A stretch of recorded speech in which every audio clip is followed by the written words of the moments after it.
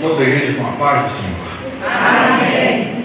Primeiro, quero dizer que é uma honra para mim estar aqui hoje em Mantena, na igreja de Mantena, e principalmente na celebração do jubileu de ouro da igreja de Mantena. Amém. Muitas vezes eu vim em Mantena, então, agora, de um modo que nem eu imaginava, de vir dos Estados Unidos a Mantena.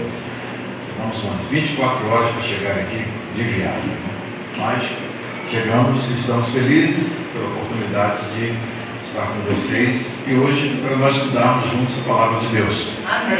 Outro privilégio para nós. Então, em Filadélfia a gente estuda, vocês estudam na igreja local, o pessoal lá está acostumado a fazer uns estudos bem longos, às vezes a gente faz 40 minutos, 50 minutos, uma hora, dependendo da extensão do estudo, da profundidade de cada capítulo que a gente analisa.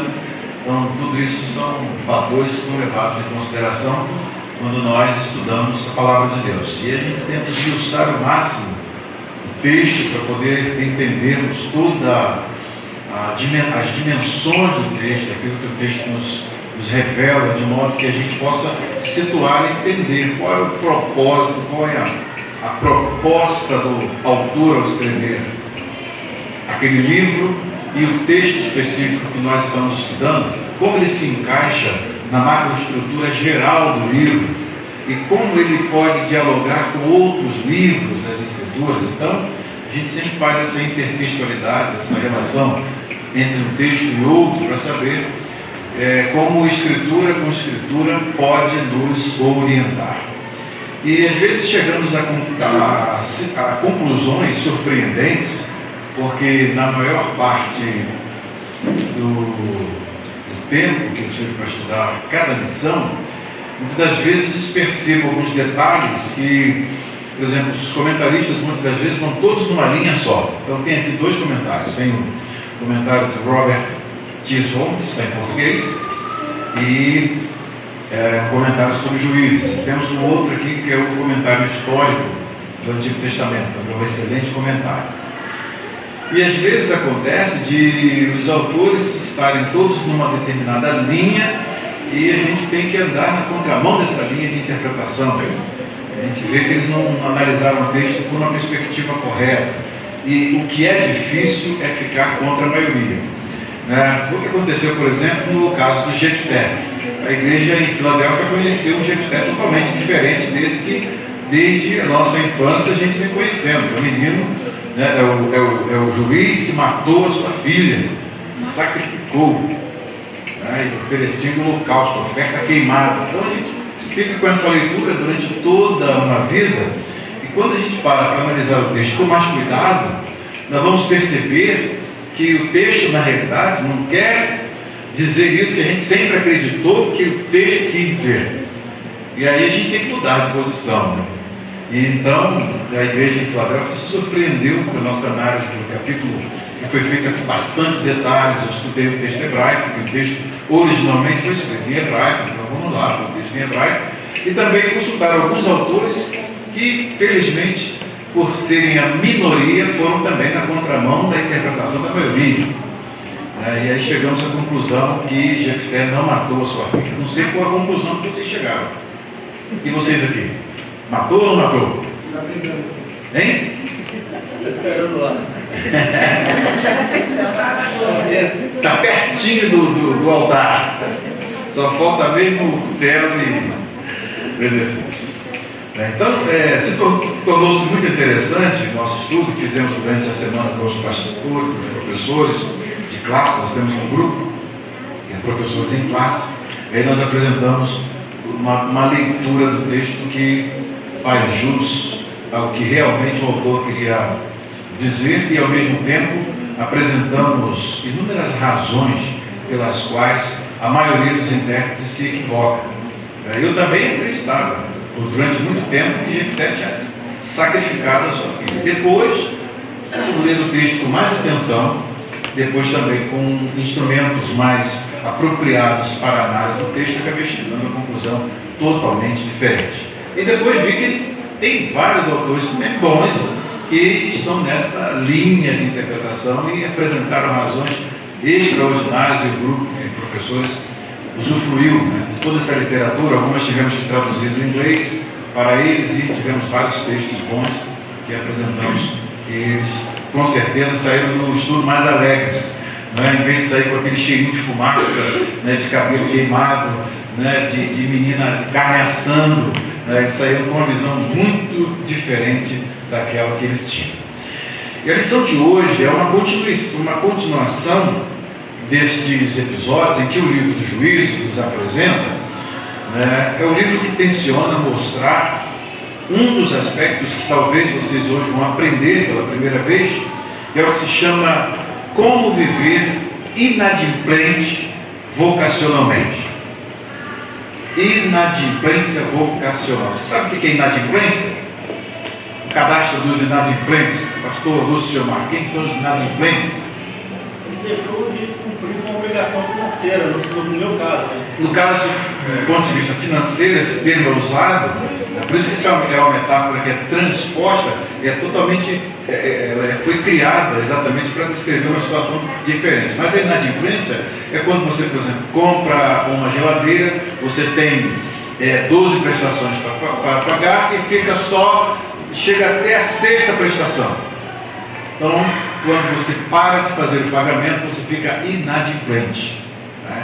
A inadimplência vocacional é exatamente a temática geral do livro de Juízes. Por quê? Porque logo no início do livro de Juízes nós vamos ler com cuidado o capítulo 1. Por isso que é bom estudar o livro com bastante atenção.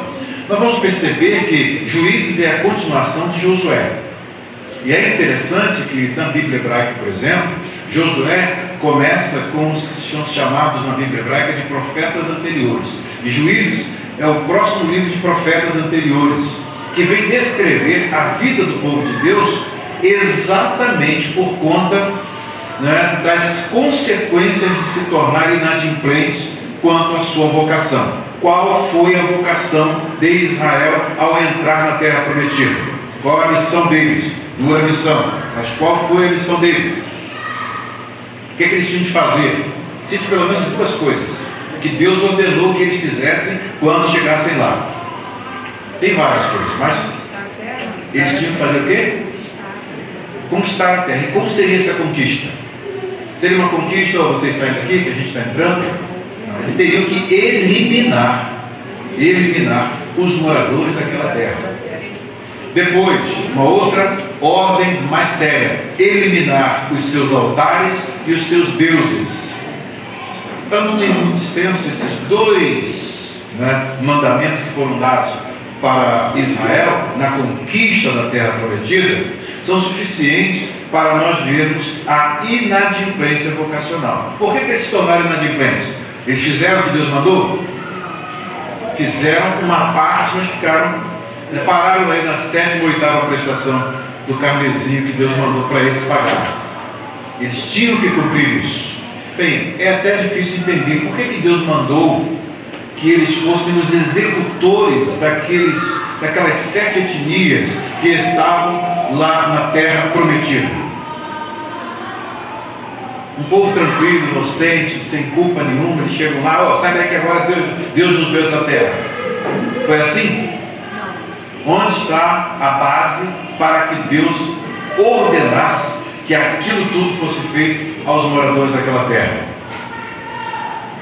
Gênesis capítulo 15 vai dizer lá, Deus falou para Abraão que eles iriam, a sua descendência iria ocupar aquela terra em que ele estava, e diz: porque a medida da iniquidade dos amorreus, que agora nesse texto específico é a nomenclatura para todos aqueles que habitavam na terra de Canaã, não estava ainda completa. Então Deus espera um período de mais de 400 anos para poder completar essa iniquidade. Dentre as iniquidades que eram praticadas nesta terra ao longo de todos os séculos que Deus ainda esperou, estava uma das mais hediondas, que Deus falou: eu jamais exigi isso de vocês. E aí você já começa a ter uma pista para entender o voto de Jefté, né? Que Deus falou, eles fazem uma coisa abominável que eu jamais ordenei. Eles sacrificam os seus filhos a Moloque, a uma divindade, entre aspas lá, daqueles povos. E então Deus disse, coisa que eu nunca ordenei. Por isso, não façam como as nações. O que acontece então? Eles entram na terra, mas a conquistam parcialmente. Obediência parcial, se ela equivale à desobediência. E a inadimplência vocacional, obviamente, traz o quê? Consequências. Tudo que acontece no livro de Juízes é exatamente consequências da inadimplência vocacional. Ou seja, eles são vocacionados para uma missão difícil, uma missão que realmente eles precisavam em todo o tempo confiar em Deus, mas ao mesmo tempo o que acontece? Eles abrem mão de obedecer totalmente a Deus e cumprem pela metade, parcialmente, 70% daquilo que Deus diz, e deixam algumas nações lá com os seus deuses. E Deus falou, se vocês deixarem, eles serão laços para vocês. Daí, quando a gente fala então em inadimplência vocacional, elas sempre trazem o quê? Consequências. O que é inadimplência vocacional? Nós, povo de Deus, somos vocacionados para uma missão. Deus determina algo que nós tenhamos que fazer. Se nós não fizermos, absolutamente, somos aquele filho que o pai disse, faz, ele disse, eu não vou fazer. E não faz, você é desobediente, nós somos desobedientes, nos tornamos inadimplentes. O carnê está cheinho lá, para a gente pagar. E a gente nem começou. Se a gente vai até 90% daquilo que Deus mandou, parece que está bom. Deus pode até cobrir os outros, né, 10%. Mesmo assim, somos inadimplentes, porque quando Deus dá uma missão, Ele quer cumprida como um todo. Ele quer obediência total. Isso já dá uma linha para vocês analisarem. Primeiro livro de Samuel, segundo Samuel, primeiro dos reis, segundo dos reis, primeiro das crônicas, segundo das crônicas, e vão até o final do Antigo Testamento, observando que toda a história do Antigo Testamento é exatamente uma repetição do que acontece nesse período de Juízes. Esse período de Juízes é um período que vocês vão ver um movimento cíclico. Estão em bonança, maravilha, Deus nos deu livramento. Passa um tempo, Israel fez o que era mal aos olhos do Senhor. Vem a dor, o sofrimento por causa da desobediência, geralmente associada aos costumes das nações. Nesse caso específico, o ciclo se completa quando o povo está numa extrema dor, tá? E aí o que acontece? Eles, em alguns momentos, clamam a Deus, Deus envia o libertador e novamente vem um tempo de bonança e de paz. Nesse tempo de bonança e de paz, Israel faz o que é mal aos olhos do Senhor. E fica nisso. Esse ciclo vai até o final do livro. O livro tem dois movimentos, um crescente e um decrescente. O crescente é o processo de canaanização de Israel. Israel, em vez de ser espelho para as nações, ela passa a absorver aquilo que as nações têm. E exatamente o que Deus disse para que eles não tenham dentro do seu seio, dentro do seu ambiente. Por isso Deus deu as leis. As leis eram exatamente, olha, isso aqui é a constituição de vocês. Tem de ser assim. Eu quero vocês nessa terra, vocês vão desfrutar do bom e do melhor dessa terra, porém, eu quero vocês nesta linha aqui, ó. Aí traçou a linha. Deu para eles, deu teu nome para eles selando o que eles deveriam fazer. Quando chega no período em que eles entram na terra prometida, Josué se vai, os anciãos se vão, e aí começa a inadimplência das novas gerações que não conhecem o Senhor. E isso faz com que essa inadimplência traga as chamadas sanções negativas da aliança.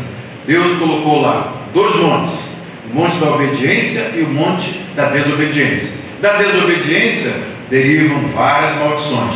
Da obediência derivam várias bênçãos. E depois, fica aí, vocês escolhem o que vocês querem quando entrarem na terra. Estão dando para compreender? Parece que vocês estão começando a ler a história de vocês. Eu estou vendo pelo olhar de vocês. Será que eu sou um inadimplente? Aí a gente começa a perguntar isso. Será que nós estamos em inadimplência também? E Deus manda fazer uma coisa, a gente não faz exatamente como Ele manda e a gente colhe as consequências disso? Posso dar 2 exemplos. Por exemplo, Mantena sempre foi a capital da voz de Deus no momento específico da história. A gente vinha de lá do Rio de Janeiro para aqui ouvir a voz de Deus. Depois, nós tivemos antes, Monanias Fonte Simples, tivemos depois a irmã Roseli Duarte Vieira, de saudosa memória, depois a irmã Maria da Graça de Oliveira Farias. E dentro das sanções da relação de Deus para conosco, ele disse, agora vou usar o termo, se nós nos tornássemos inadimplentes, ele ia parar com a sua voz, falar para quê? Aí ele fala, faz isso, não se faz, ou quando faz pela metade. Consequência do período que nós estamos vivendo. Hoje nós estamos sem aquele brado gostoso que a gente sempre teve da voz de Deus no nosso meio. Era tão bom quando a gente vinha para cá, o pastor pessoal daqui a pouco batia lá na nossa porta, o Senhor vai falar para nós. Ah, que maravilha! Era uma bênção, né? A gente entrava e a nuvem descia e Deus falava para nós, nos orientava.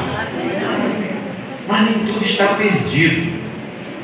Quando a gente começa a descobrir os nossos problemas, porque como é que você começa um tratamento de uma enfermidade? Quando você descobre que ela existe, não é verdade? Você começa a ver por causa de quê? Os sintomas. Vou no médico, chega lá, faz um monte de exames, aí começa, você está com esse problema, com esse, tem que fazer o quê? Um tratamento. Como é que se cura a inadimplência vocacional? Voltando para Deus e examinando o que Ele quer e colocando em prática. É exatamente isto, nada mais, nada menos. Então, Juízes, como o apóstolo Paulo disse, tudo que foi escrito para o nosso ensino foi escrito. Juízes está falando para nós? Amém. Nós não precisamos viver em inadimplência vocacional, porque elas têm consequências que nós estamos vendo aqui, não são consequências boas, tá? E o problema do inadimplente é exatamente que muitas das vezes ele se acomoda à inadimplência. Ele sabe que deve, tem que pagar, mas ele deixa aí para a dívida ativa e não acerta o seu débito. Se for um débito que Deus, por misericórdia, cobre, e tudo bem pela graça dele, é que sempre nós esperamos, mas tem coisas que ficam pendentes e essas pendências trazem consequências. Então essa nossa introdução é para vocês terem uma ideia do estudo que nós vamos fazer hoje. Hoje nós vamos ver, inclusive eu vou dar assim, uma passadinha no capítulo 12 para poder a gente entrar no capítulo 13. Eu não sei se vocês estão acostumados com Filadélfia. Lá eu deixo Deus me usar. Vou embora, e vocês? Amém. Já estão pensando no almoço aí? Vamos nós aqui, gente. Esse é um rio que a gente tem que mergulhar nele. Nós temos que mergulhar. E isso é importante para nós. É instrução para nós. Deus está usando o pastor Manuel Moreira para colocar essas lições nas nossas mãos para nós aprendermos, porque Deus está falando para nós em cada estudo bíblico. Amém. E nós precisamos pegar a lição, aprender a lição e colocar em prática.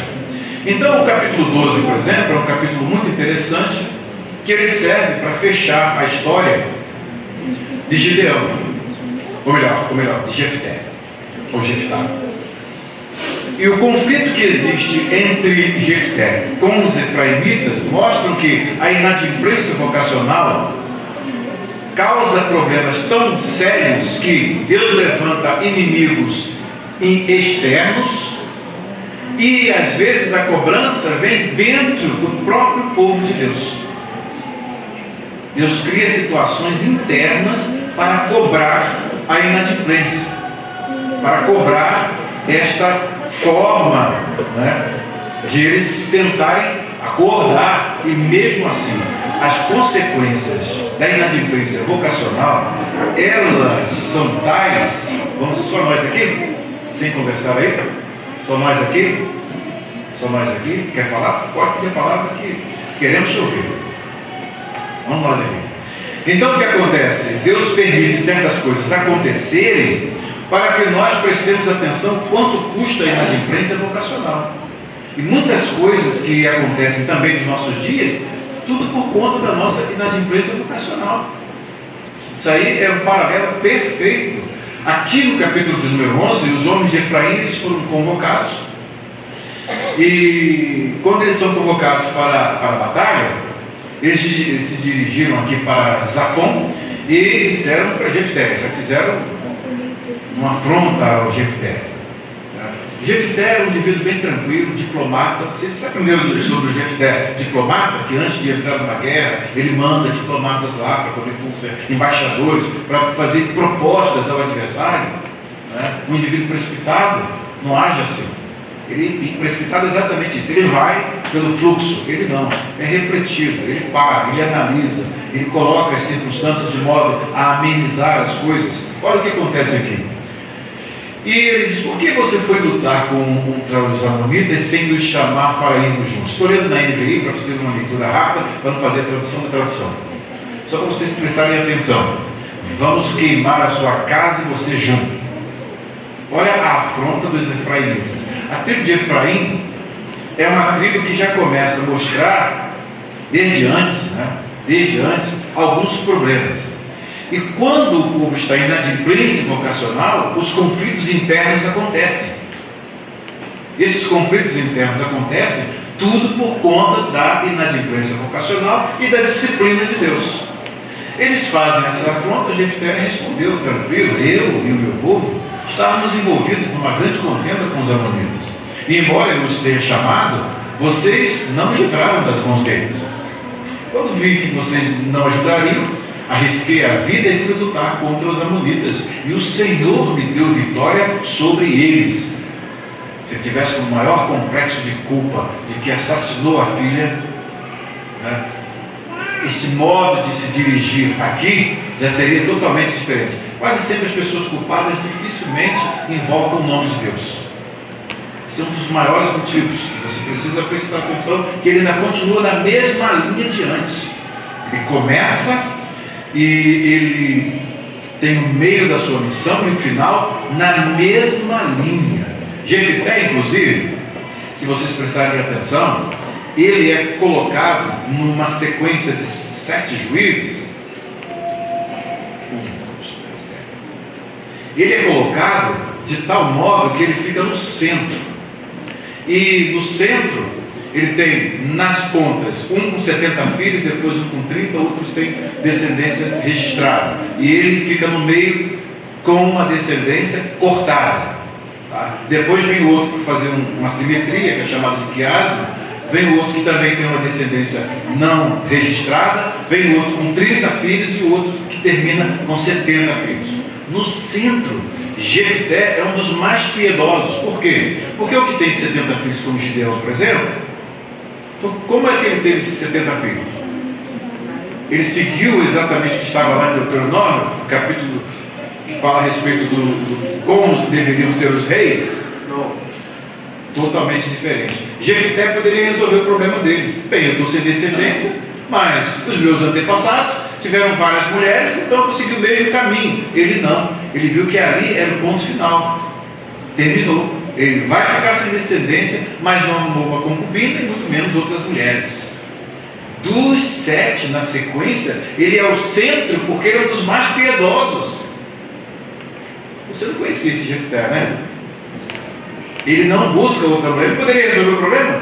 Os outros estavam lá com um monte de mulheres e tinha esse problema de perder a descendência. Mas Gideão teve um problema sério depois. Quem foi o cobrador? Abimeleque. Então vocês percebem bem que agora aqui, falando do Jefté, o Jefté, ele é essa pessoa bem centrada, ele está aqui conversando. Depois de uma ameaça dessa, o que ele poderia logo, de imediato fazer? Dialogar? ele é o líder, teve vitórias, ele vai dialogar ainda? Não, observe que ele dialoga e diz: quando vi que vocês não nos ajudariam, eu arrisquei a vida e fui lutar contra os amonitas, e o Senhor me deu a vitória sobre eles. Guardem bem isso. E por que vocês vieram para cá hoje para lutar contra mim? Olha como o narrador nos dá pinta um quadro de um Jefté e quase sempre as pessoas não observam. Ele é um indivíduo tranquilo, é um indivíduo que está tentando amenizar um conflito interno. Por outro lado, a inadimplência vocacional vai fazer com que haja um conflito interno e Deus vai cobrar internamente dos efraimitas. Vocês percebem bem? Ficar inadimplente vale a pena? Não. Tudo isso poderia ser evitado. O livro de Josué poderia terminar assim: e eles entraram na terra prometida, conquistaram toda a terra que o Senhor falou, tá? Que o Senhor ordenou, e foram felizes para sempre. Pronto. E passar logo para outra fase. Mas não foi assim. A história poderia ser diferente. As nossas decisões definem a nossa história. Então nós precisamos saber tomar decisões, e elas devem ser tomadas dentro de que linha? Da vontade diretiva de Deus. Deus mandou ir por aqui, é por aqui que nós devemos ir. Do contrário, nós podemos entrar por um outro caminho e outro domínio da vontade aprovativa de Deus. Vontade diretiva, Deus diz para você: faça isso, você faz, as consequências são com Ele. A vontade aprovativa é aquela que você recebe uma ordem de Deus, preste bastante atenção nisso, isso é muito importante. E Deus manda fazer uma coisa, você contra-argumenta, mas tem esse problema, tem esse. Aí o Senhor diz: ok, tudo bem, então estou contigo nesse negócio, eu aprovo. Tome, por exemplo, Ló, vai para aquele determinado lugar. Não, Senhor, ali não, ali vai cair fogo lá e nós vamos morrer. Não deixa a gente ir para outra cidade, Zoar, que é pequena. Não, Senhor, eu estou contigo nesse negócio. Vai. O final foi bom? O final foi bom? Não. Resultado não. A aprovativa, Deus concorda conosco, mas as consequências são nossas. E é permissível. É o outro estágio, o mais perigoso de todos. É quando Deus diz assim: vai e anda para onde o teu nariz apontar. E as consequências são todas daquele que entra nesse domínio. Então esse é o pior. Esse aí é como areia movediça, e no final vai acabar soterrando aquele que anda nessa condição. Então o melhor deles é a vontade aprovativa ou permissiva? A diretiva. Deus falou, faça, e as consequências estão nas mãos dele. Ele assume as consequências. Amém. Sai daqui do teu país e vai lá para os Estados Unidos. Daí eu vou lá, dou de cara com o consulado, não posso entrar lá. Vou a segunda vez, o senhor não mandou? Mandou. Vou lá a segunda vez, não vai entrar no meu país. Vou a terceira vez, some daqui, não vai entrar e acabou. Mas a vontade é diretiva, então Deus assume as consequências. Aí o problema já não é seu, não é meu, é de Deus. Deus criou a situação para nós entrarmos nos Estados Unidos. Vocês não acompanharam a história, não? Sim. Viu lá como é que Deus abriu a porta? Nós entramos nos Estados Unidos e fomos ter o nosso visto no segundo andar, nem foi no meio ali do povo que geralmente recebe o visto, não. Foi no segundo andar, onde estava escrito assim, US Citizens, cidadãos americanos, com uma entrevista especial, totalmente nossa, peculiar, e aquela plaquinha ali, Deus estava falando assim: esse aí será o seu futuro. Hoje nós somos cidadãos americanos. Amém. Vontade diretiva é isso. Você sai daqui, deixa carro novo na garagem, deixa casa, igreja montada, que já organizou 5 igrejas, e vai para o zero, para começar no porão da casa de um irmão. Vários crentes, todos fora da igreja, começaram do zero, sem nada, sem casa para morar, sem carro para andar seu, não é? Sem absolutamente nada, sem tempo, mas Deus é fiel. Olha a história hoje. Vontade diretiva é isso, Deus manda, você faz, e o resto é com Ele. Ele assume. Hoje nós temos templo, temos uma igreja organizada, abençoada, templo pago, que é uma das coisas mais raras nos Estados Unidos. Todo mundo compra templo lá para pagar em 30 anos. Nós pagamos em 5 anos e 7 meses. Isso é vontade diretiva. Deus mandou, você fez, pronto, não cai na inadimplência vocacional. E lá ele arrumou. Pegamos o visto de turista, depois pegamos o visto religioso, depois pegamos o green card, e com 2 anos já pegamos o green card, 5 anos de cidadania americana. Toda a nossa família é americana hoje. Porque Deus mandou, é só fazer, e o resto é com Ele. Você percebe? Está dando para aprender alguma coisa aqui nessa manhã? Se o nosso estudo acabar agora, você já aprendeu alguma coisa importante? Então Deus está falando para nós.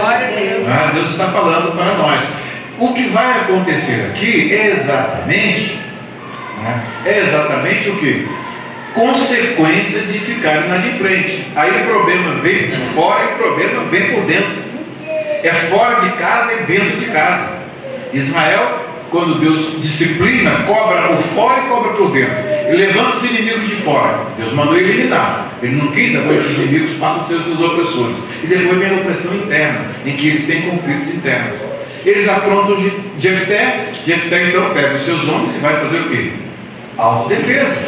Não tem para onde fugir. E eles então, os gileaditas, foram, quando Efraim ataca os gileaditas, eles se defendem, e aconteceu de eles ainda receberem, uma afronta. Já chegaram lá afrontando: vocês são os desertores de Efraim e de Manassés. Olha as afrontas. Os gileaditas tomaram as passagens do Jordão, que conduziam a Efraim, e sempre que um fugitivo de Efraim dizia: deixe-me atravessar, os homens de Gileade perguntavam: você é efraimita? Tinha uma peculiaridade na fala dos efraimitas, que eles não conseguiam pronunciar um fonema distintamente, que era o fonema X. Eles sempre falavam C. Carioca é fácil, Fala 3. Mineiro não, fala 3. Então essa diferença, chamada variação linguística, acontecia entre os efraimitas e os gileaditas. Os gileaditas estavam no momento de querer, estão em guerra, tem que fazer uma decisão. Aí o que eles fizeram? Armaram o que eu chamo de jogo mortal de senhas. Para passar para o outro lado, vocês vão ter que dizer a senha. Você é efraimita? Se respondesse que não sou. Eles diziam: então diga Shibolete. Aí o efraimita: Sibolete. Eles não sabiam pronunciar Shi, não tinha esse fonema no inventário fonético deles. Aí eles diziam: se dissesse Sibolete, sem conseguir pronunciar corretamente a palavra, prendiam-no e matavam-no no lugar da passagem do Jordão. Nessa brincadeira, nessa cobrança de inadimplência, 42 mil efraimitas foram mortos naquela ocasião. Parem para pensar. Deus cobrando por fora e Deus cobrando por dentro. Jefté então liderou Israel durante 6 anos, e então os gileaditas. Jefté morreu e foi sepultado numa cidade de Gileade. Aí logo em seguida vem aqueles 3 que vão fazer, preste atenção no número de filhos aqui, que vão fazer aquela simetria, Vem 70, 30, sem especificação, e 0 no meio, o Jefté. Depois vem, para fazer simetria, não especificado, 30 com 30, 70 com 70. Os outros 3, Ibsam, o Elon e o Abdon, eles são contados aqui. Depois de Jefté, Ibsam, de Belém, liderou Ismael. Teve 30 filhos e 30 filhas. Deu suas filhas em casamentos a homens de fora do seu clã, e trouxe para os seus filhos 30 mulheres de fora do seu clã. O clã é uma reunião de famílias.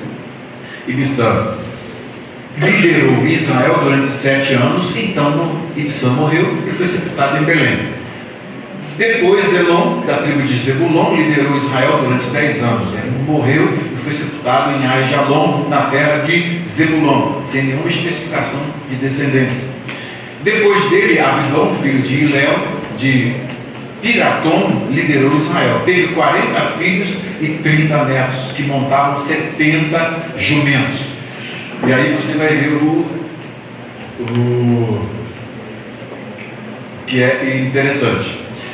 E Abdom liderou Israel durante 8 anos. Então Abdom, filho de Hilel, morreu e foi sepultado em Piratom, na terra de Efraim, na serra dos Amalequitas. Aí completa o que haja desses 70 com 70, 30 com 30, inespecificado com especificado, e no centro o Jefté, que poderia ter resolvido o problema, mas não quis resolver a moda dos outros.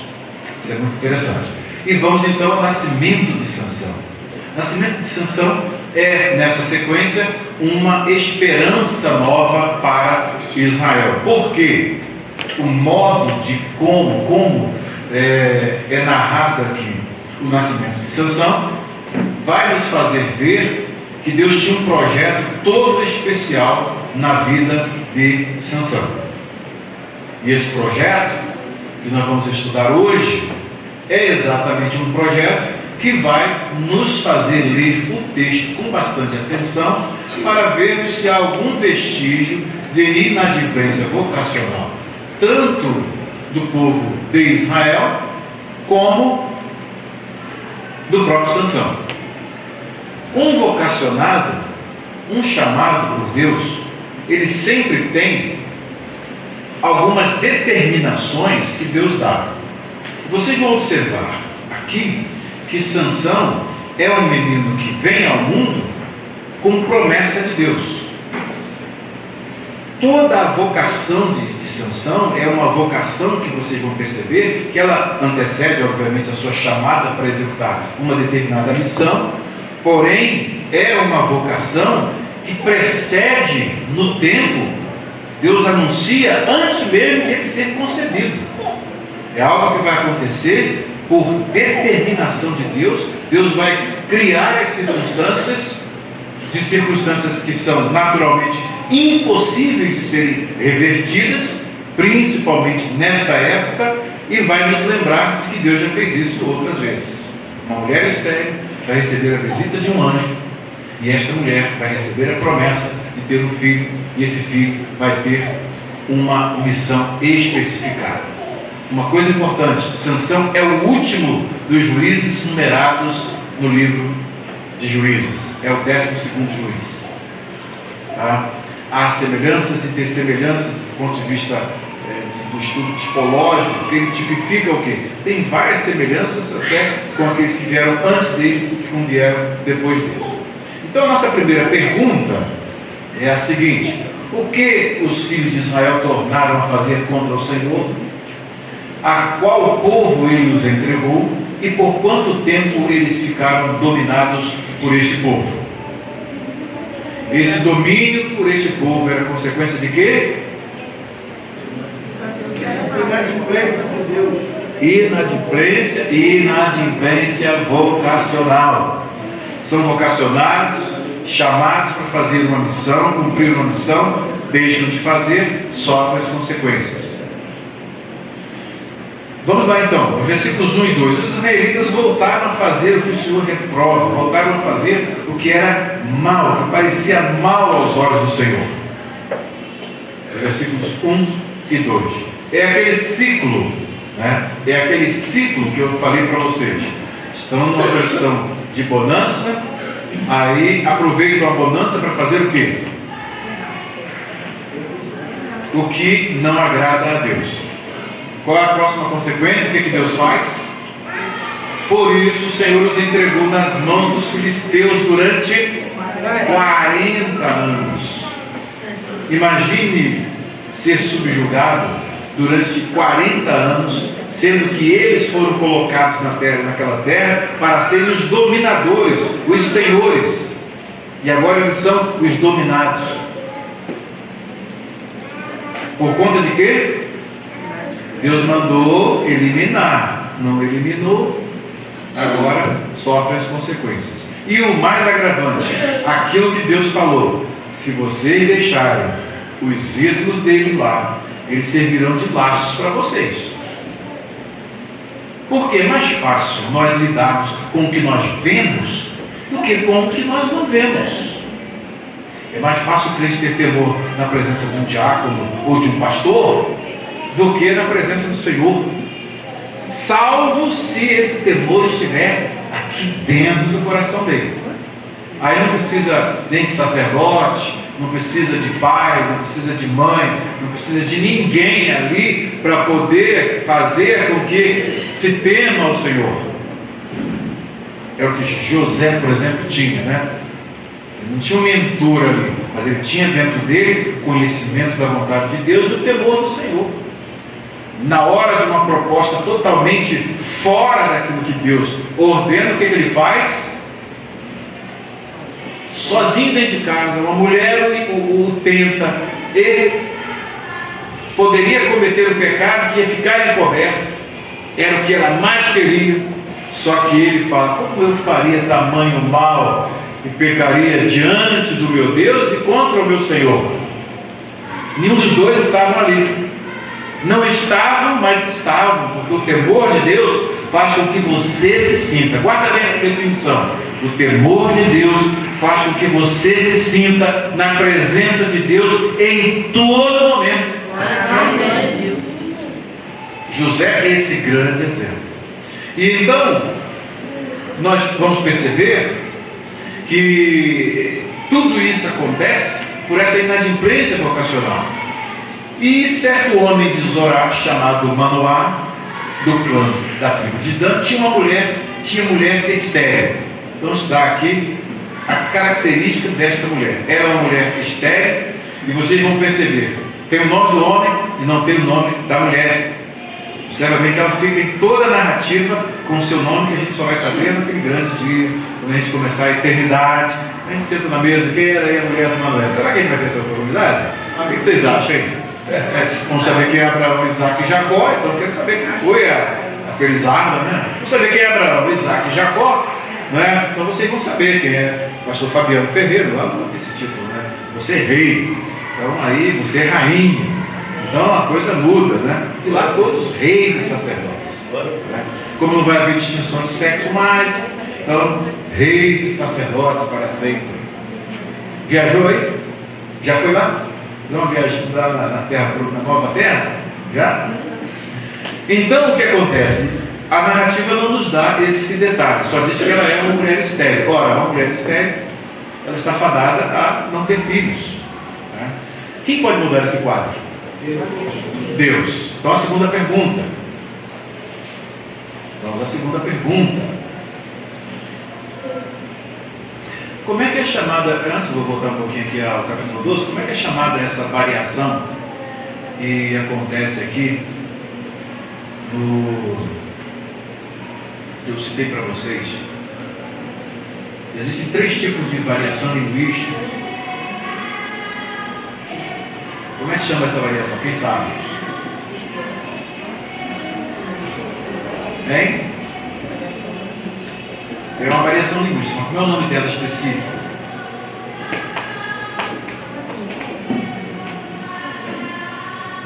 Hein? Guarda a pergunta, depois a gente volta a ela. Vocês pensarem, pesquisarem, vamos lá. Voltando aqui.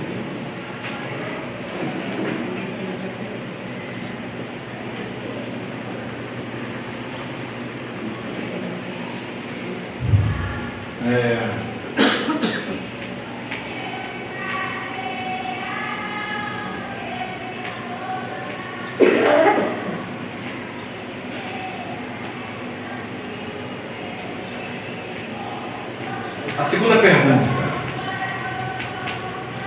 quem apareceu a mulher de Manoá e que nova lhe foi dada e que dieta ela teria a cumprir e o que o nascituro seria e o que ele começaria a fazer?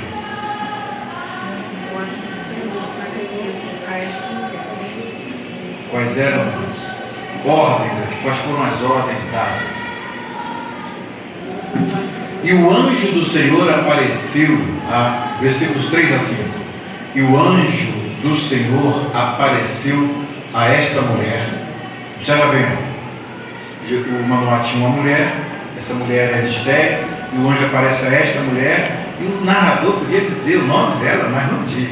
Essas são estratégias literárias muito interessantes, né, que nós vamos percebendo ao ler o texto com atenção, que são muito importantes. Aqui, vocês observem bem que o anjo do Senhor vai ter designações diferentes, tá?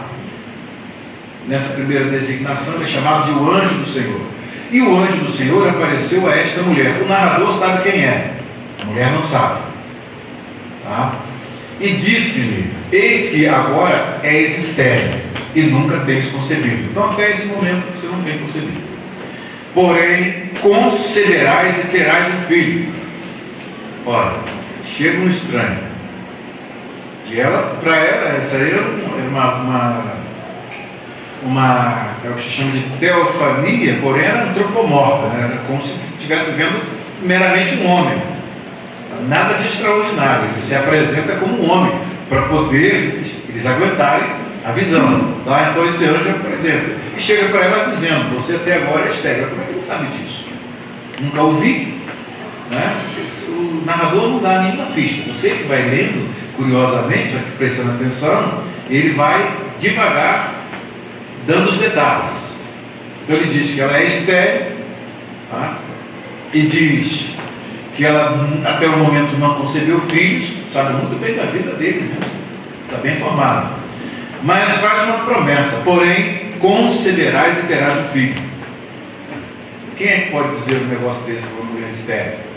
Tem algo de sobrenatural aí. Agora, pois, vem as determinações. Agora, pois, guarda-te de que bebas vinho ou bebida forte, nem comas coisa imunda. Então, vocês observam bem que ela tem que ficar numa dieta. E essas são as 3 coisas que são determinadas para ela. Mais à frente: porque eis que tu conceberás e terás um filho, sobre cuja cabeça não passará navalha, porquanto o menino será nazireu de Deus. Você vai lembrar de Números capítulo 6, que fala a respeito dos nazireus. Será nazireu de Deus desde o ventre. Então esse nazireu, essa palavra, é um consagrado a Deus por um voto especial que era feito pela própria pessoa ou pelos pais. Este voto poderia terminar com as suas obrigações. Então vocês, em Números capítulo 6, tem ali as obrigações específicas dos nazireus. Nesse caso específico, vocês vão observar que há um nazireado específico aqui estabelecido, não nos moldes de Número 6. Mas prestem atenção no que o anjo está dizendo para esta mulher, tá? E ele começará a livrar Israel da mão dos filisteus. Então, resumindo, quais são as determinações de Deus para a mulher? Não beber vinho, não beber bebida forte, não comer coisa imunda. Tá? E em relação ao futuro do menino, quais são as coisas que Deus diz para o menino, que marcarão o seu futuro?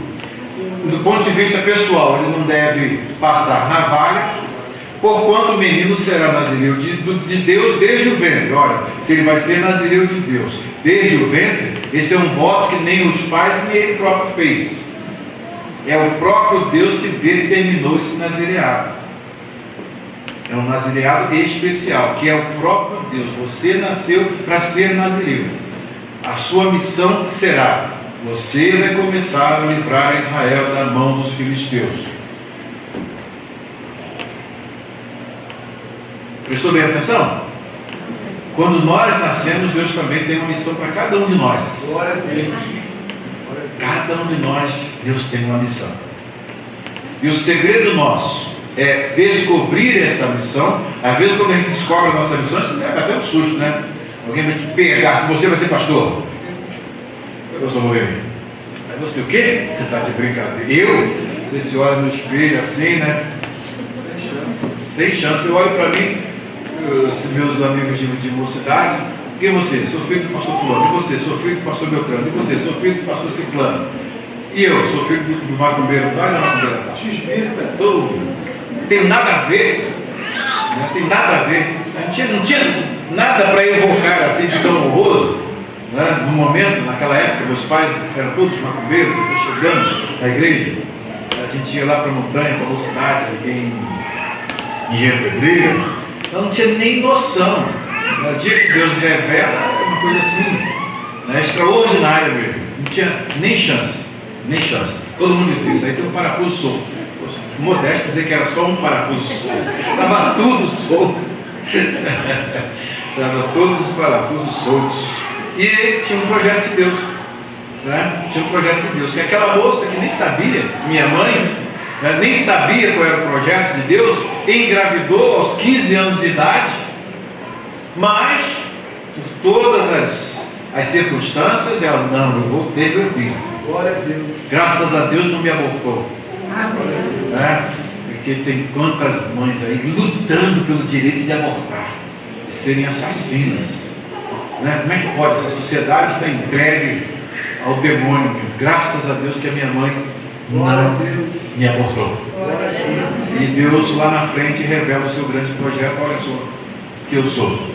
E nos últimos dias da minha mãe, eu fui que dei muita felicidade para ela. Amém. Ela morreu feliz. Glória a Deus. Tudo que ela queria, não tinha problema. Eu estava ali cumprindo os mandamentos de Deus, honrando minha mãe. Amém. Então tive essa oportunidade. Então, é um projeto de Deus. Cada um de nós nasce no mundo tem um projeto. A gente precisa saber qual é esse projeto e não ficar inadimplente, se entregar a esse projeto. Porque quando nós não nos entregamos ao projeto de Deus, a gente fica inadimplente em alguma parte, depois vem as consequências.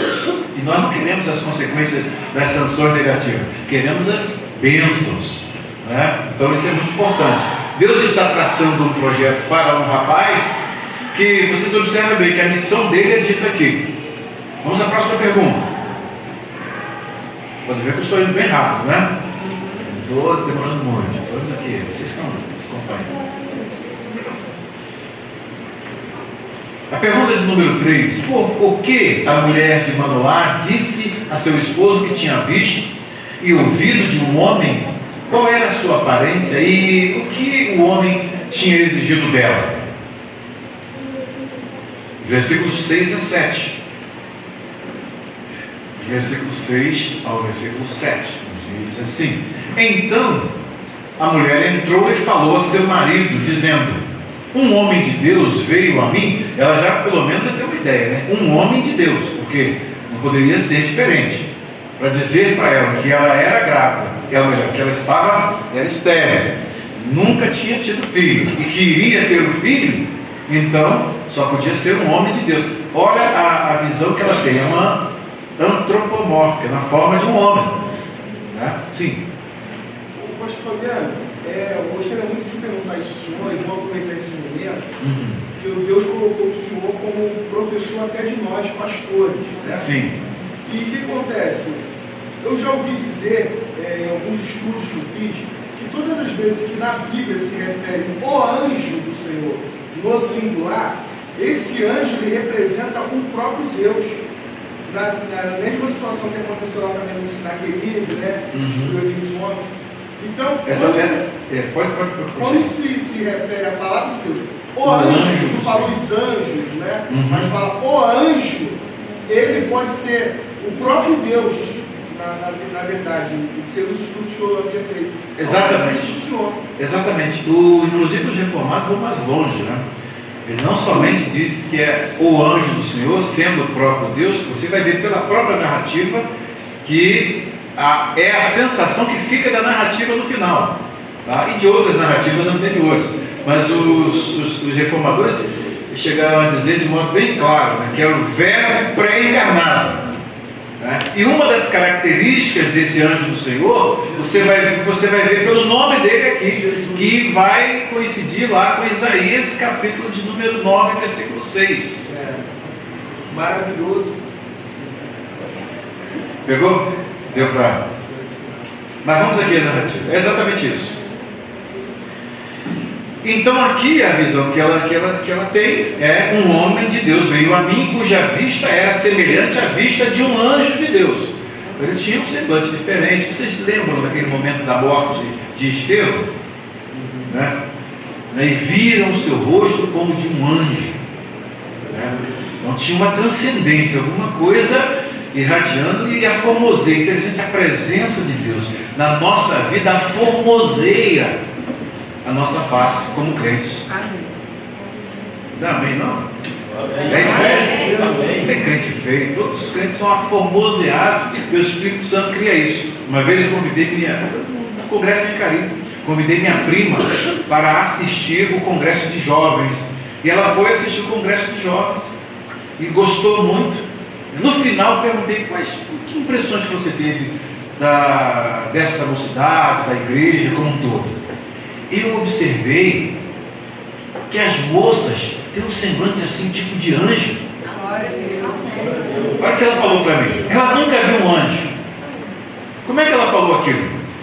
O que ela viu? É exatamente esse aformoseamento que Deus faz, né, na nossa vida. Amém. Porque o Espírito de Deus em nós, diz o apóstolo Paulo, ele vai nos transformando de glória em glória, em glória, em glória, como na mesma imagem, como pelo Espírito do Senhor. Então é exatamente isso que ela viu, né? E até bêbado vê isso. Vocês sabiam disso? Até bêbado vê isso. Eu estava lá em Nova Iguaçu, ainda morava em Nova Iguaçu, recém-casado, não tinha carro, parei na primeira parada lá que o ônibus deu, o outro ônibus, no prédio do Ministério da Fazenda. Eu estou parado ali depois de um culto maravilhoso, um culto gostoso, eu ali envolvido ainda naquela glória daquele culto, debaixo da presença de Deus. Eu estou ali em espírito de oração, esperando o ônibus, né? E de repente passa um bêbado que começa a olhar para mim assim. Olhando, cara. Rapaz, tu tem a cara de Jesus Cristo, hein? Ele já viu Jesus Cristo. Ele vai passando e volta. Você tem a cara de Jesus Cristo, rapaz. E foi andando para lá. E na hora ali, eu percebi o que ele estava dizendo. Deus permitiu ele ver o que está em nós. Nem sempre os homens viam o que estava em Jesus. Nem sempre. Todos o viam como um homem qualquer.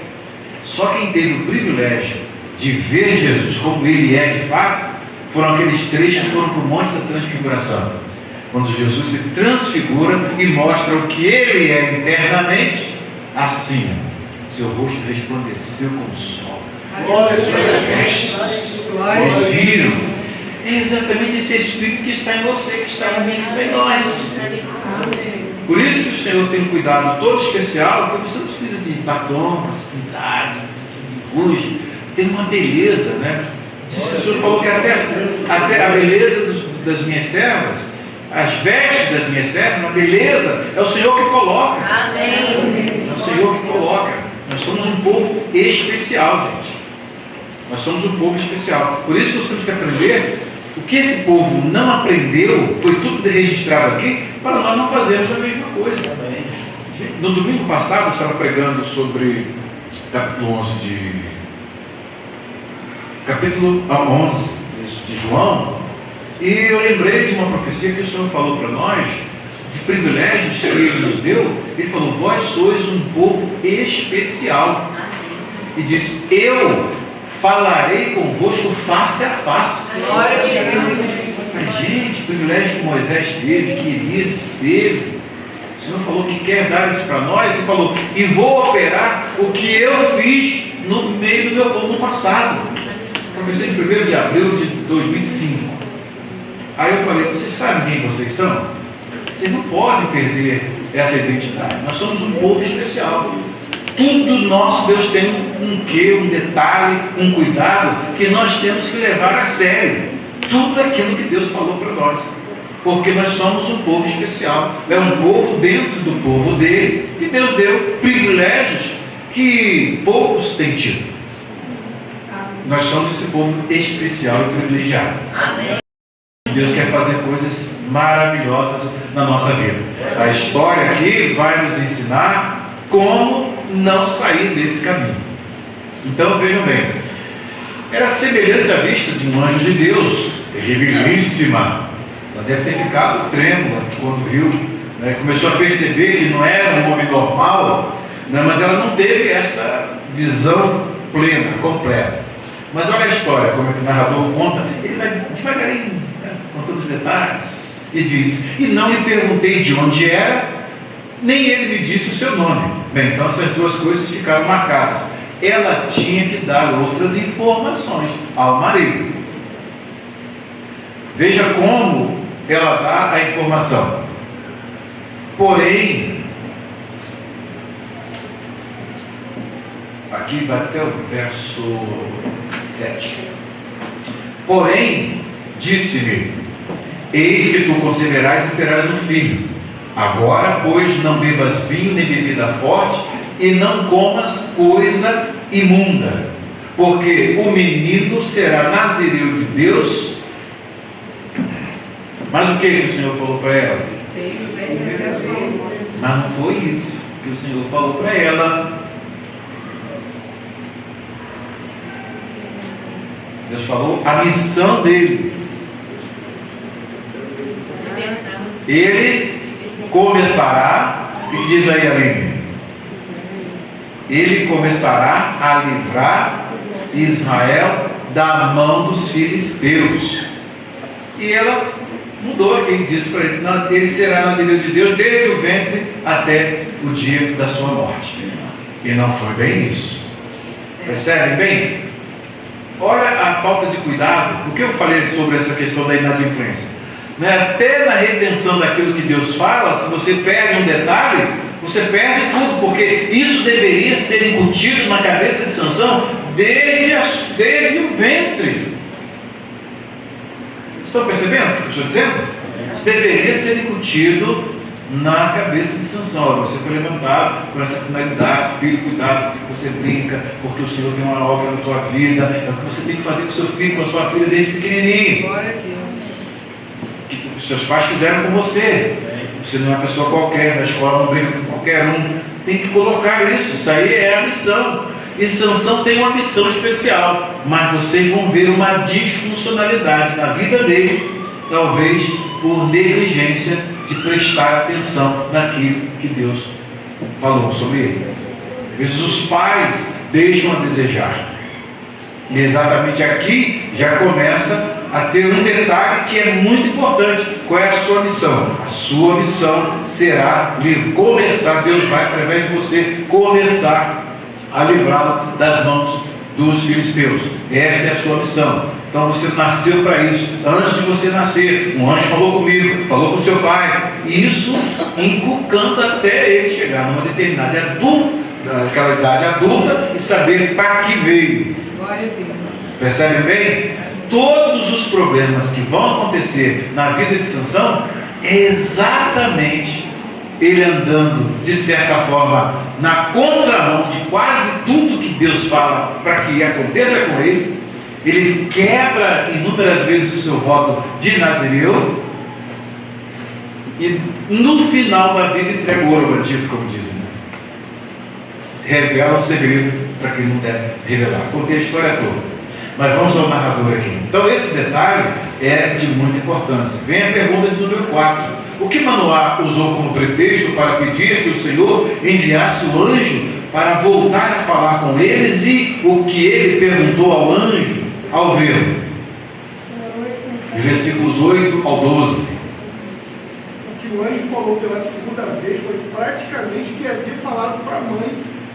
E deixou um detalhe de fora. Geralmente as ordens que Deus dá para a mãe e para o pai servem também para os filhos. Exato, porque eles estão numa missão integrada.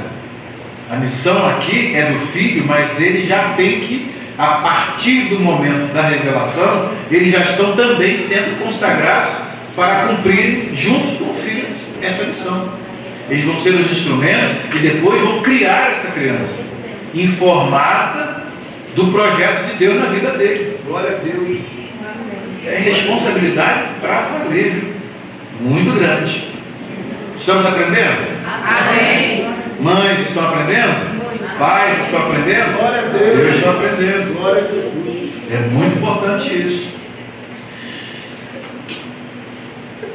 Versículo 8. Então Manoá orou instantemente ao Senhor e disse, observa bem, Manoá era um homem piedoso, não tinha comunhão com Deus, não era uma família qualquer, Deus não foi uma família qualquer não, Deus foi uma família que tinha um pai de família piedoso, um homem que buscava a Deus. O Senhor escolhe esse casal para essa missão, então isso é muito importante. Hoje, as mães que sem saber criaram pastores, que surpresa quando chega, olha só, eu estava criando um jeito de Deus, não sabia, estava criando um diácono, não sabia, estava criando um evangelista, não sabia. Glória a Jesus. Aleluia. Olha a responsabilidade, então nós temos que transmitir isso, pastores, para os nossos rebanhos. Glória a Deus. É uma responsabilidade muito grande e um privilégio muito grande. Gente, como é bom ter um filho pastor. Já pensou que privilégio ter um filho diácono, ter um filho membro da casa de Deus? Quantas mães estão aí, tem um filho no presídio, na boca de fumo, foi ali cooptado pelo tráfico, e nós não. Temos os nossos filhos, semente santa, e criamos na casa de Deus, crescem na casa de Deus e depois vão ser instrumentos nas mãos de Deus. Amém. E aquelas mães daqui a pouco vão chamar o filho, pastor, que privilégio, que honra. Então vocês são bem-aventurados, viu? Amém. Bem-aventurados. Inclusive, o Senhor em profecia falou que a pessoa sabe não espancarem seus filhos De jeito e nenhum. pode estar espancando o pastor. E a inadimplência vem depois da cobrança, Toda inadimplência não fica barata. Vamos gostar dessa palavra, inadimplência. Vamos gostar dessa palavra. Eu não quero me tornar um inadimplente. E outra coisa é que muita gente está se tornando inadimplente. Deus falou que tem um número certo de filhos para cada irmã. Vocês lembram disso? Então, é importante que cada uma já se coloque nessa posição de receber os filhos que o Senhor quer. Então isso é muito importante. Amém, Paulo? Amém. Vocês não muito forte aí, E vocês só vão ter bênção, Vê, irmão Aristóteles, não é isso? Aristóteles? Quanto privilégio, Quem é o pai dos pastores? Seu pai? Hein? Não, o nome do seu pai? Vê o privilégio dele. Quantos filhos? Então isso é muito importante para nós. Vamos aqui então. Senhor meu, rogo-te que o homem de Deus que enviaste ainda venha para nós outra vez e nos ensine o que devemos fazer ao menino que há de nascer. E Deus ouviu a voz de Manoá e o anjo de Deus, segunda nomenclatura aqui, chamado de quê? O anjo de Deus. Então aqui vocês vão ver Malar Elohim, Malar Yahvé, ou Hashem, ou Adonai, o anjo do Senhor. Aí tem um tetragrama que é o nome de Deus. E aqui então vocês observam que há essa mudança aqui. Veio outra vez a mulher e ela estava no campo, porém não estava com ela seu marido Manoá. Apressou-se, pois, a mulher e correu e noticiou a seu marido e disse-lhe: eis que aquele homem que veio a mim no outro dia me apareceu. Então Manoá levantou-se e seguiu sua mulher e veio àquele homem. Você vê, aquele homem tem uma craseado aí, junto com um demonstrativo, e disse-lhe: és tu aquele homem que falaste a esta mulher? E disse: eu sou.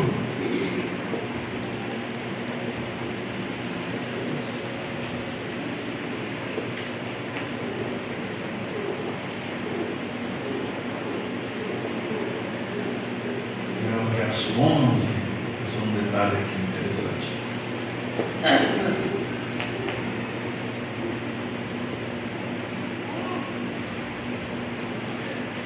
quando diz aqui, se vocês vão ver aí na Bíblia de vocês que tem o sou aí, está em itálico, exatamente porque o hebraico tem essa forma, então coloca o verbo ser no presente, não aparece no hebraico, por isso que coloca em itálico. Tudo aquilo que está em itálico é que ele supre no texto em português para dar sentido na língua receptora. Aqui em hebraico ele diz Vaiomer, que respondeu, Ani.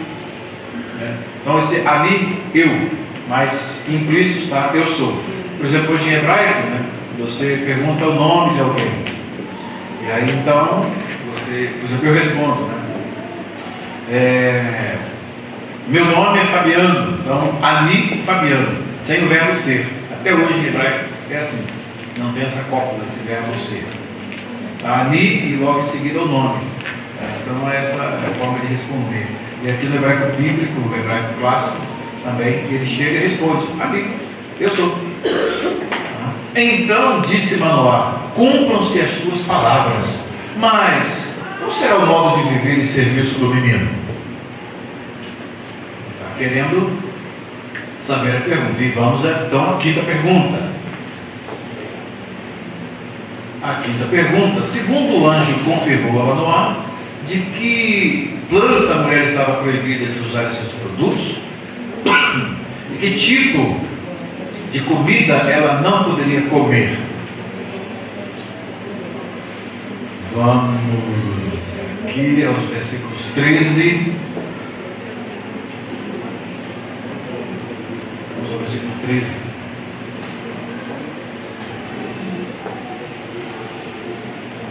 E 14.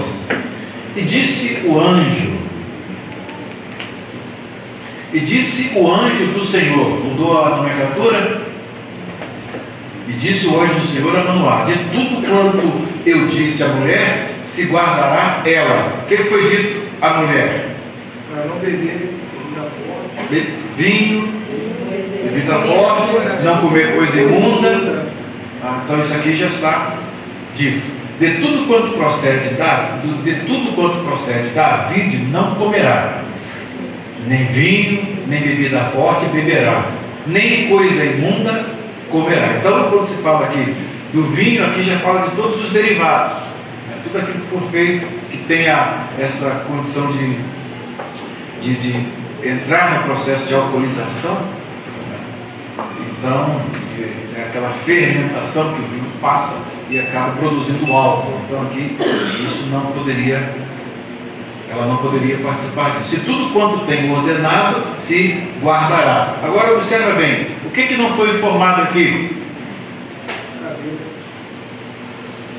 A missão do rapaz. Qual era a missão dele? Começar a livrar Israel. Será que ela falou isso para o marido? O anjo falou, tudo que eu falei para ela, tem que ser assim. Ele só recapitulou uma parte, deixou a outra parte, porque eu já tinha falado. Prestaram atenção?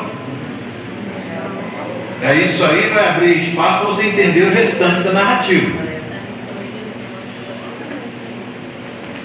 Isso é muito importante. Vamos aqui, então, à próxima pergunta. O que Manoá desejou oferecer ao anjo e o anjo recusou? O que o anjo mandou que ele o fizesse e o que Manoá quis saber e o que ele respondeu? Então, são várias perguntas que estão aqui dos versículos 15 ao 18. Então Manoá disse ao anjo do Senhor, novamente a nomenclatura aqui, versículo 15. Vaiomer Manoah, aqui no caso, El Malach Yavé, o anjo do Senhor, El Malach Adonai.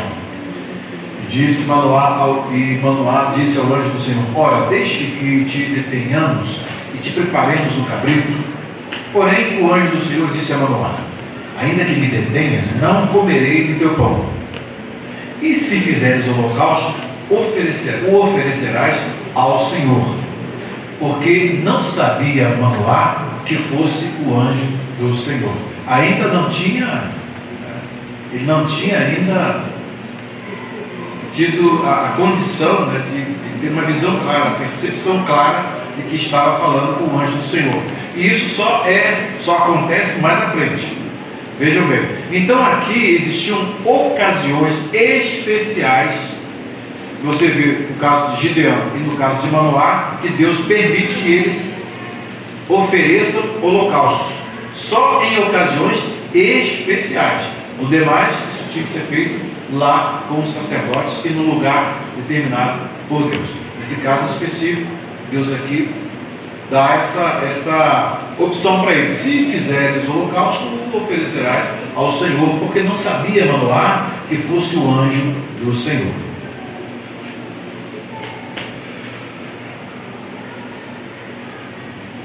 E disse Manoá ao anjo do Senhor: qual é o teu nome? Aí ele faz essa pergunta. E antes ela disse que não, ela tinha estado com o homem de Deus, mas não perguntou nem de onde ele era e nem o nome dele. Aí ele pergunta: Mishmecha, qual é o teu nome? Para que, quando se cumprir a tua palavra, te honremos. Ele ainda não sabe com quem está falando. Tá? E o anjo do Senhor lhe disse: por que perguntas assim pelo meu nome, visto que é maravilhoso? E aí nós vamos lembrar, né? Ó, já está dando aqui uma pista. E ao mesmo tempo. E é a mesma palavra que ocorre lá no livro de Isaías, capítulo 9, versículo 6. Porque o menino não nasceu, né? O filho se nos deu. Então ali, exatamente esse pérola que aparece aqui, Verru Peli. Peli aqui, no caso é Peli, porque tem uma pausa aqui. Vem da palavra Peli, maravilhoso. Então ele está aqui simplesmente dá uma dica, mas não responde. Não responde e responde. Não responde e responde. A próxima pergunta. Estamos quase terminando. Próxima pergunta. O que Manoá e sua mulher ofereceram ao Senhor? E onde eles o ofereceram? E o que aconteceu ao subir a chama? O que eles compreenderam desse fato, desse acontecimento? Os versículos 19 ao 21. Versículos 19 ao 21. Então Manoá tomou o cabrito e uma oferta de manjares e os ofereceu sobre uma penha, uma pedra, ao Senhor. E agiu o anjo do Senhor maravilhosamente, vendo-o Manoá e sua mulher. Observa bem aqui o modo como o anjo age na operação aqui de uma maravilha aos olhos deles. Também está vinculado à palavra de mesma raiz, maravilhoso. É operar uma maravilha.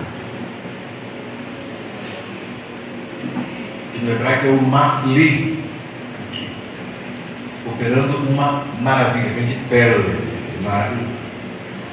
E sucedeu que, subindo a chama do altar para o céu, o anjo do Senhor subiu na chama do altar. Então eles oferecem ali o cabrito, oferecem o holocausto, queima e vai subindo ali, né? Aquela chama sobe. Aí naquela chama o anjo começa a subir. Ele vai olhando assim, os dois vão olhando, o anjo subiu. Agora caiu a ficha. Agora caiu a ficha. Não é um homem, não. O homem não voa, né? Não tinha asa, viu?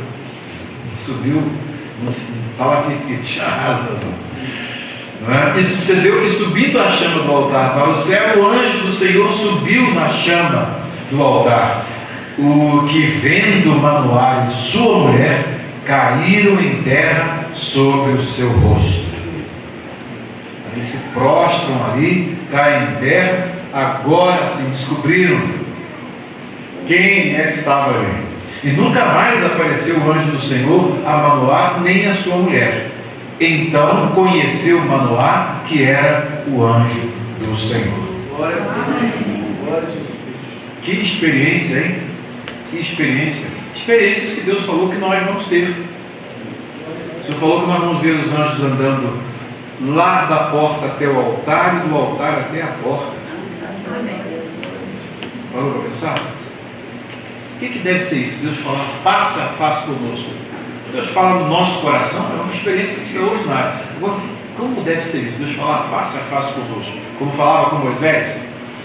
Porque o Senhor disse: vós sois um povo especial.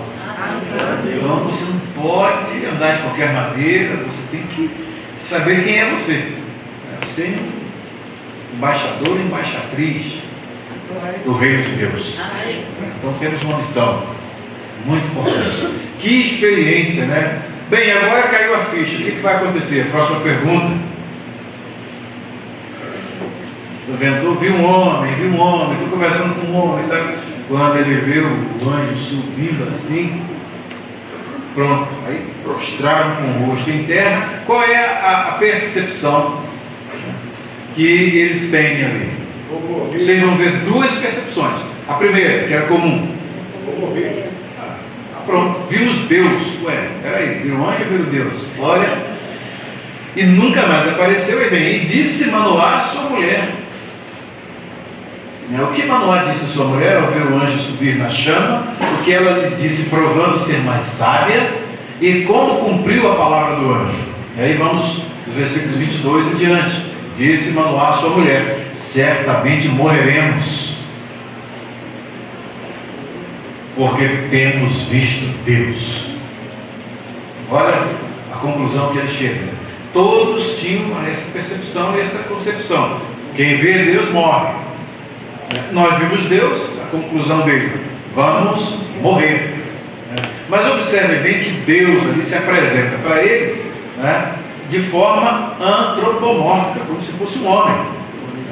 Abraão também recebeu a visita dos anjos, eram os varões, né? Pareciam os homens lá. É essa forma que Deus se apresenta, né? E quase sempre isso acontece, né? Muitas vezes pode acontecer na nossa própria experiência, gente, depois que cai a ficha. Depois que cai a ficha.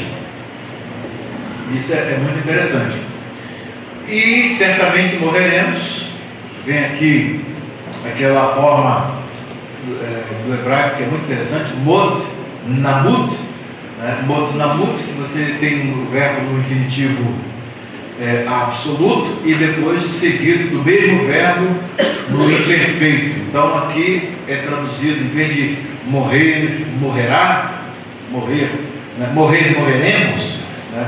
É traduzido por esse certamente. É uma forma enfática do hebraico que é bem traduzido aqui como certamente morreremos. Literalmente, morrer, morreremos. Mas aqui, certamente morreremos é sempre como essa forma de infinitivo absoluto com mais o verbo imperfeito. O primeiro é traduzido pelo certamente, por certo. Morreremos porque temos visto Deus. Então aqui vocês percebem bem que eles têm uma visão ampla agora, uma visão bem clara. Porém sua mulher lhe disse: se o Senhor nos quisera matar, não aceitaria da nossa mão o holocausto e a oferta de manjares, nem nos mostraria tudo isto. Ele vai nos dar uma missão para nós não comermos disso e daquilo, criarmos um menino, e agora ele vai dar para uma outra pessoa criar, que não sabe nem qual é a missão. E se o anjo não apareceu mais, só eles sabiam da missão de Deus na vida de Sansão. Eles eram os portadores, aqueles oráculos estavam ali, concentrados neles. Então era o quê? Escrever e fazer direitinho aquilo que Deus mandou. Né?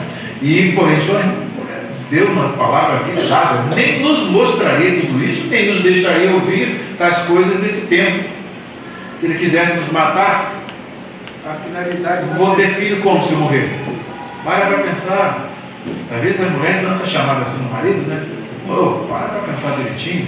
A finalidade da presença de Deus não é nos matar, e sim nos dar vida. Exatamente. A proposta de Deus em viver no meio do seu povo é para abençoar. Em Israel, aqui vocês vão perceber que eles participam de duas formas de Deus, dessa presença atuar. É a presença que atua abençoando, como no caso desse casal, e é a presença que atua disciplinando, como no caso ali dos efraimitas que acabamos de ler. Percebe? E também desse jugo que eles estão há 40 anos, porque essa presença é exatamente isso: ou ela abençoa ou ela disciplina o povo de Deus. E fechando aqui o texto, depois que ela faz essa reflexão, aí vai: depois teve esta mulher, não diz o nome dela, né, até o final, esta mulher um filho, e chamou o seu nome Sansão. O que significa Sansão? A palavra que deriva do hebraico Shemesh. Sansão. Hein?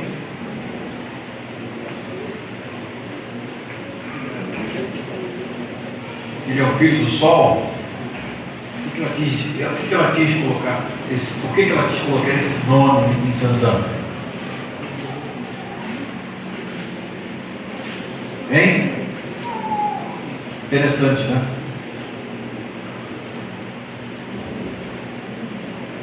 Então,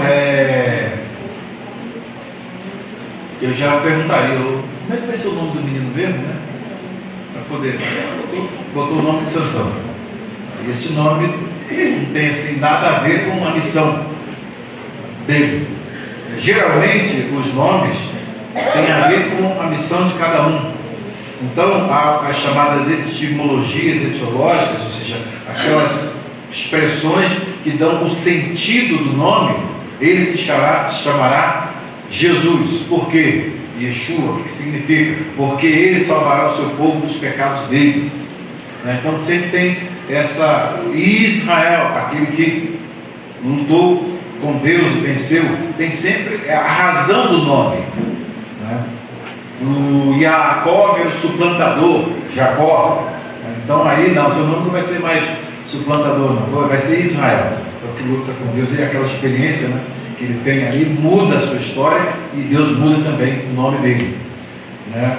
Tem Sara e Sarai, Sarai depois Sara. Então cada nome tem uma significação, e ela coloca aqui esse nome vinculado ao sol.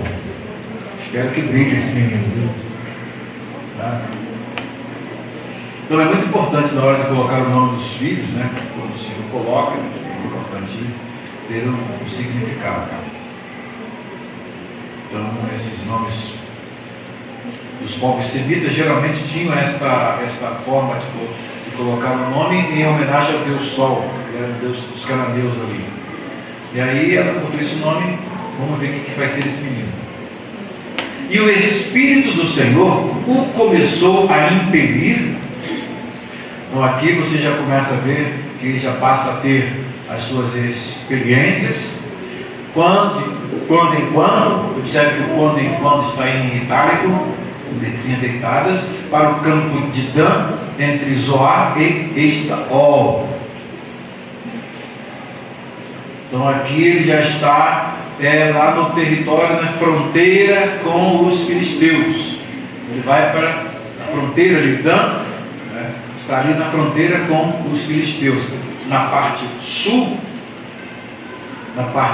aqui, esperando que vocês não estão aí com uma tela, vocês vão ver a cidade de Gaza e as cidades dos filisteus aqui.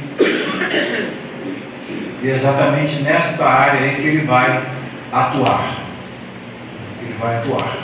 Então por isso que ele começa a ir para lá. O capítulo 14, capítulo 15 e 16 vão trabalhar essa história toda da vida de Sansão. Quando o narrador dedica muito espaço a uma personagem, é porque essa personagem é muito importante. Então vocês têm que fazer a leitura do texto de modo bem cuidadoso, procurar ler o texto deixando que o texto diga para você aquilo que ele quer dizer, jamais lendo o texto como que se chama de espelho literário. O que é ler o texto como espelho literário? É quando você lê um texto querendo impor ao texto aquilo que você quer que o texto diga, né? E aí acaba não deixando o texto dizer. Muita gente faz isso, né? Ele lê o texto ali, por exemplo, no dia da celebração da ceia, fico pensando como é que fica a cabeça daqueles pastores que as varoas da igreja deles não usam véu. Então como é que eles fazem? Eles leem o capítulo 17 na celebração da ceia, e no mesmo capítulo fala sobre o uso do véu ali, antes. Mesmo capítulo, mas só que como é que ele faz? Ele vai ler aquele texto com o espelho literal. Aí coloca o cabelo e véu, pronto. Aí bota aquela máscara e perde todo o sentido do texto e não obedece ao texto. E a ceia é um texto que eles leem praticamente em todas as celebrações, mas a outra parte eu leio como espelho literário. É o mesmo texto, do mesmo autor, só que um serve, o outro não. Fica inadimplência. Inadimplência. Hoje o problema do povo de Deus, no mundo inteiro, por que está do jeito que está? Por que não aparece mais aquelas maravilhas? Né? A inadimplência vocacional. Então, irmãos, estamos encerrando assim o nosso estudo. Vocês vão continuar agora lendo a história de Sansão. E a história de Sansão é muito importante, que ela precisa ser lida. E vocês vão saber, e é importante vocês fazerem a pergunta: por que Deus usa pessoas como Sansão? Com essa chave da inadimplência vocacional, vocês vão ver que muitas questões são resolvidas. Mas é preciso que se faça uma leitura atenta dos capítulos 14, 15, 16, para entender precisamente por que Deus usa pessoas como Sansão. Geralmente essas pessoas, vou dar uma resposta breve, geralmente Deus usa essas pessoas para serem um sino para balançar a consciência dos dormentes em inadimplência vocacional. Aí surge um Sansão, e vocês vão perceber que tudo que ele pode fazer para quebrar o seu voto de nazireu, ele faz. E por último ele entrega o ouro ao bandido, né? A bandida, né? Depois cai lá nas mãos dos filhos de Deus. Que Deus nos abençoe. Espero que vocês tenham aprendido muito no estudo de hoje. Amém. E pelo menos eu aprendi. Amém. Não sejamos inadimplentes. Vamos retornar às nossas bases para nós novamente termos aqueles privilégios que tínhamos e outros mais que o Senhor já nos prometeu. Que o Senhor nos abençoe.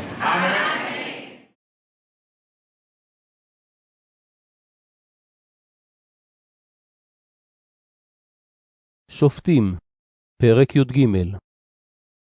ויוסיפו בני ישראל לעשות הרע בעיני אדוני, ויתנם אדוני ביד פלישתים 40 שנה. ויהי איש אחד מצורעה ממשפחת הדני, ושמו מנוח, ואשתו עקרה ולא ילדה. וירא מלאך אדוני אל האישה, ויאמר אליה, הננה את עקרה ולא ילדת, והרית וילדת בן. ועתה הישמרינה, ואל תשתי יין ושחר, ואל תאכלי כל טמא, כי הנך הרע ויולדת בן, ומורה לא יעלה על ראשו, כי נזיר אלוהים יהיה הנער מן הבטן, והוא יחל להושיע את ישראל מיד פלישתים. ותבוא האישה, ותאמר לאישה לאמור, איש האלוהים בא אליי, ומראהו כמראה מלאך האלוהים נורא מאוד, ולא שאלתיהו אי מזהו, ואת שמו לא הגיד לי. ויאמר לי, הנך הרע ויולדת בן, ואתה אל תשתי יין ושחר, ואל תאכלי כל טומאה, כי נזיר אלוהים יהיה הנער, מן הבטן עד יום מותו. ויעתר מנוח אל אדוני ויאמר, בי אדוני, איש האלוהים אשר שלחת, יבוא נא עוד אלינו, ויורנו מה נעשה לנער היולד.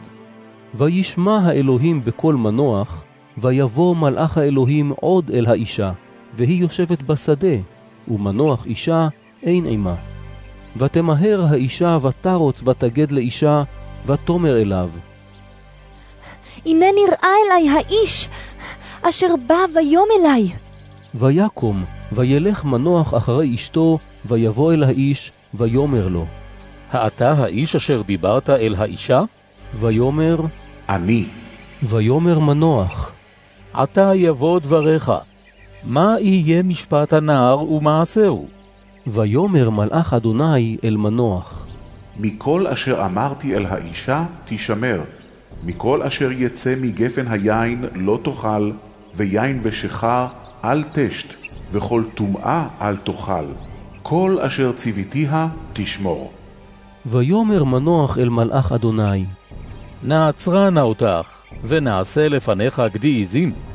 ויאמר מלאך אדוני אל מנוח, אם תעצרני לא אוכל בלחמך, ואם תעשה עולה, לאדוני תעלנה.